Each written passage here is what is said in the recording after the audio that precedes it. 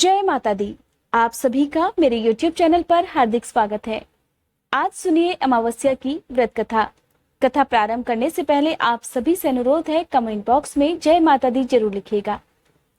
पौराणिक कथा के अनुसार बहुत समय पहले की बात है। एक गांव में एक गरीब ब्राह्मण परिवार रहा करता था। उस परिवार में पति पत्नी के अलावा उनकी एक पुत्री भी थी।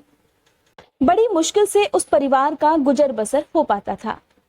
अब ब्राह्मण की पुत्री धीरे धीरे बड़ी होने लगी। उस पुत्री में समय और बढ़ती उम्र के साथ सभी स्त्रियोचित गुणों का विकास हो रहा था। वो लड़की देखने में सुंदर, संस्कारवान और गुणवान थी, किंतु गरीब होने के कारण उसका विवाह समय से नहीं हो पा रहा था।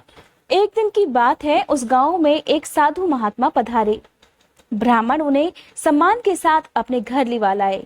ब्राह्मण की पुत्री ने उन साधु महाराज का भी अपने पिता की भांति खूब आदर सम्मान किया।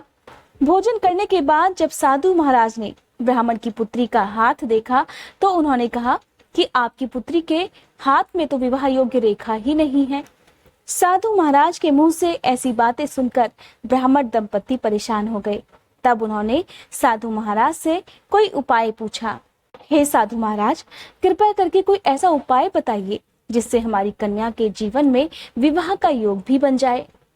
तब साधु महाराज ने कुछ देर विचार करने के बाद अपनी अंतर्दृष्टि से ध्यान करके बताया कि कुछ दूरी पर एक गांव में सोना नाम की धोबिन जाति की एक महिला अपने बेटे और बहू के साथ रहती है, जो बहुत ही संस्कारवान, संपन्न और पतिपरायण है और धर्म का भी पालन करती है।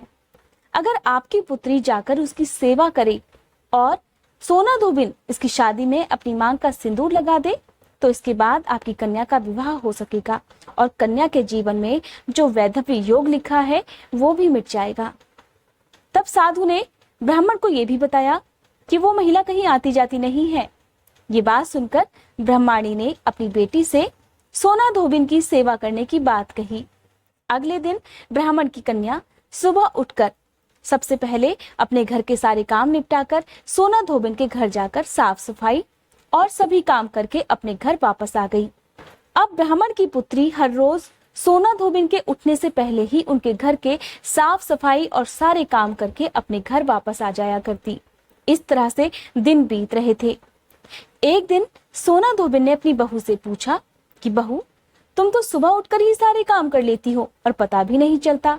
बहू कहने लगी, माँ जी, मैंने तो सोचा कि आप ही सुबह उठकर सारे काम खुद ही खत्म कर लेती हो। मैं तो देर से उठती हूँ। ये बात सुनकर सास बहू दोनों हैरान रह गईं और वे दोनों अपने घर की निगरानी करने लगी कि देखें कौन है जो सुबह सवेरे ही उनके घर का सारा काम करके चला जाता है। बहुत दिन बीतने के बाद एक दिन सोना धोबिन ने देखा कि एक कन्या मुंह अंधेरे उनके घर में आती है और सारे काम करने के बाद चुपचाप चली भी जाती है। एक दिन जब वो कन्या सारे काम करके वापस जाने लगी तो सोना धोबिन उसके पैरों पर गिर पड़ी।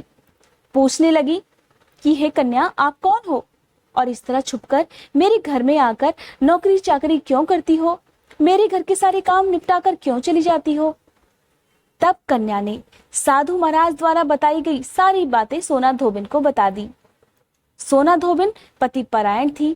ब्राह्मण पुत्री की बात सुनकर सोना धोबिन उसकी मदद करने के लिए तैयार हो गई। सोना धोबिन के पति उस दिन थोड़ा अस्वस्थ थे। तब उन्होंने अपनी बहू से अपने घर लौट आने तक घर पर ही रहने को कहा। अब सोना धोबिन ब्राह्मण पुत्री के साथ उसके घर पहुंच गई और जैसे ही सोना धोबिन ने अपनी मांग का सिंदूर उस कन्या की मांग में लगाया, तभी सोना धोबिन का पति मर गया। उसे इस बात का पता भी चल गया, क्योंकि वो घर से निराहार और निर्जल ही चली थी। ये सोचकर कि रास्ते में कहीं पीपल का पेड़ मिलेगा तो उसे भंवरी देकर और उसकी परिक्रमा करके ही वो जल ग्रहण करेगी। और संयोग से उस दिन अमावस्या थी। ब्राह्मण के घर मिले हुए पुए पकवान की जगह उसने ईंट के टुकड़ों से 108 बार भंवरी देकर 108 बार पीपल के पेड़ की परिक्रमा की और उसके बाद जल ग्रहण किया। इस तरह अमावस्या के दिन निर्जल निराहार व्रत करके और पीपल के पेड़ की परिक्रमा करने की वजह से सोना धोबिन के पति के मुर्दा शरीर में वापस जान आ गई। सोना धोबिन का पति फिर से जीवित हो उठा।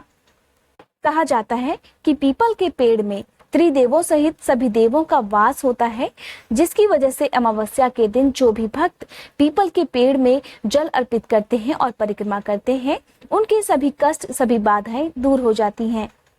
अगर कोई सुहागिन महिला अमावस्या के दिन पीपल के पेड़ की परिक्रमा करती है तो कहा जाता है उसे अखंड सौभाग्य की भी प्राप्ति होती है। ये थी अमावस्या के दिन सुनी जाने वाली व्रत कथा। उम्मीद करती हूँ आज की ये कथा आपको पसंद आई होगी। अगर आज की ये कथा आपको पसंद आई हो तो वीडियो को लाइक करने के साथ साथ मेरे चैनल को सब्सक्राइब करके बेल आइकन प्रेस करना मत भूलिएगा।